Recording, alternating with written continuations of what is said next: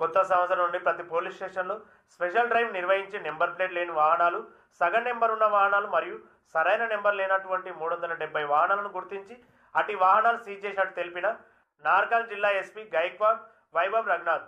రోడ్డుపైకి వచ్చి బండి నడపాలంటే సరైన నెంబర్ ప్లేట్ కలిగి ఉండి డాక్యుమెంట్స్ అన్ని రకాలుగా ఉంటేనే రోడ్డుపైకి వచ్చి బండి నడపాల్సిందిగా ఆదేశాలు జారీ చేయడం జరిగిందని తెలిపారు. లేకపోతే ఇలాగే స్పెషల్ డ్రైవ్ నిర్వహిస్తూ వాహనాలు సీజ్ చేస్తామని జిల్లా ఎస్పీ ఓ ప్రకటనలో తెలిపారు.